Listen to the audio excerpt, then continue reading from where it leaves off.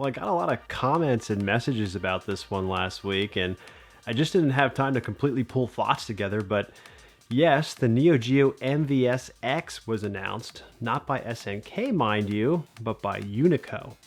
I'll admit, I was skeptical at first as to whether or not this thing was officially licensed, and really, the initial Twitter replies didn't inspire a whole lot of confidence. We've seen bar tops come and go. It's not uncommon to see custom builds for sale that are unlicensed, and so if this were just a better marketed, unlicensed product, it is a lot less interesting to someone like me. Unico did eventually state that SNK is giving their blessing to this after some teeth pulling, and so once that was confirmed, I decided I would give this another look. And let's start at the top of the website and work our way down. First and foremost, this is a bar top unit featuring a 4.3 17-inch screen and weighing in at 28 pounds. It's styled like you might expect, with colors and designs pulled from SNK's iconic big red arcade machines of the 90s. It even looks like the marquee is modeled after a 4-slot machine. Also, good job almost stealing the Stranger Things font here. The control panel is kind of interesting. Rather than the traditional 4-button arc found on big reds, Unico has opted for a 6-button layout. I suspect this will allow for button mapping similar to the Arcade Stick Pro in order to satisfy players who prefer the traditional layout as well as those who like the scheme found on the Neo Geo Mini. We might also speculate that giving consumers the 6-button layout is helpful for those who wish to eventually hack their unit, or more likely replace the internals with a Raspberry Pi device. Overall, standing at 25 inches tall, this is a nice looking design, but I do have two suggestions. The first is that I don't really love the small coin door in the center of the bar top, particularly since it's already covered on the riser. We'll take a look at that here in a second. It just seems duplicative and out of place. If anything, Unico should add a detail or sticker for a fake memory card slot in this position. My second takeaway from looking at this is the speaker location.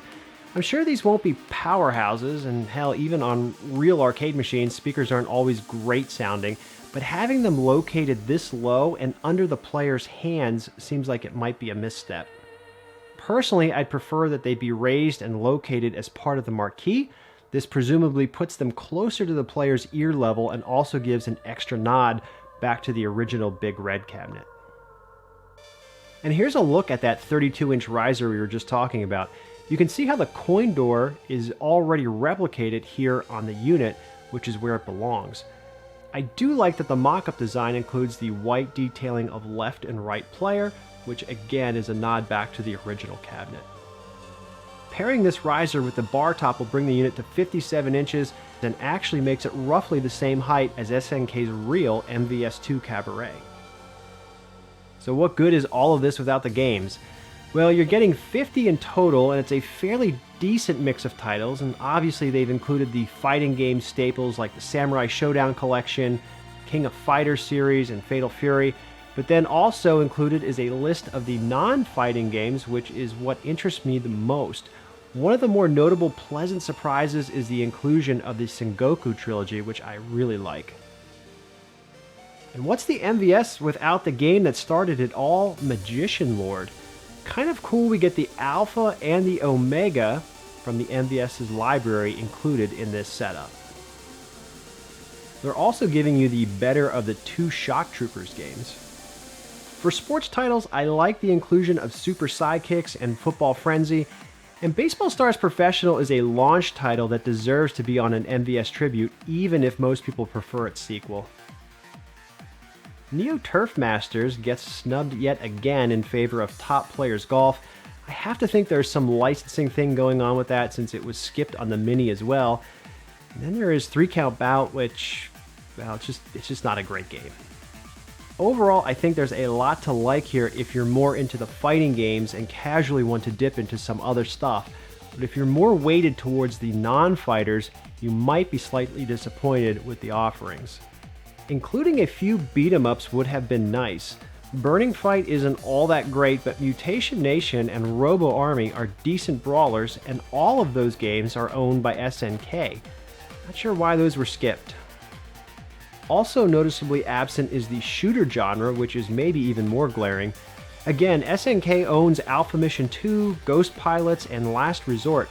Definitely would have been nice to see at least one of those sneak into this lineup. Finally, I'll expand on what I mentioned earlier on launch games. NOM 1975 deserves to be on anything that is a tribute to the MVS or Big Red cabinets, and it's missing here. And lastly, just a few additional details. It looks like the unit will support both MVS and AES modes for games, which is really nice. I would have to think that MVS will be preferred most times, but there are some games like Baseball Stars where playing in AES mode will keep you from having to credit feed the game when the timer's running down. Be more interested in knowing if we will have access to switch regions and dip switch settings to enable blood and other options like that. I guess we'll have to wait and see.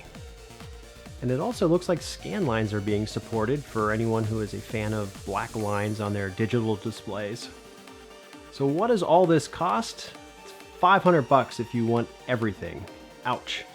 It's $450 just for the bar top, which seems like a lot, honestly. I guess on one hand they are looking at Arcade 1-Up, who's running their units at $399 or $299 a piece, and those only have 3 games on them.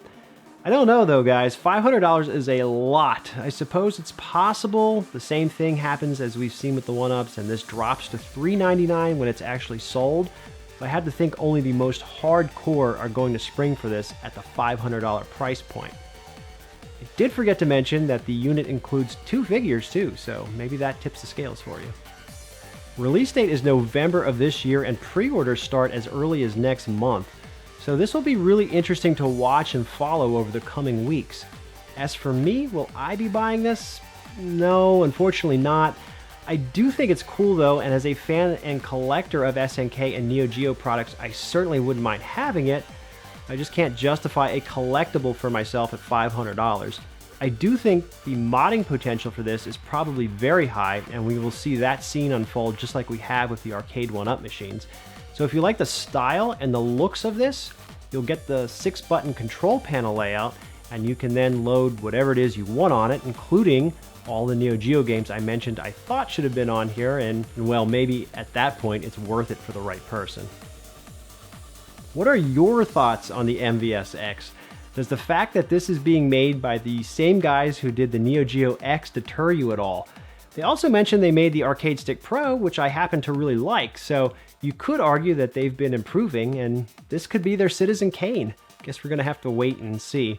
Thanks so much for watching today. Don't forget to like, comment, and subscribe, and I will catch you all next time. Later, guys.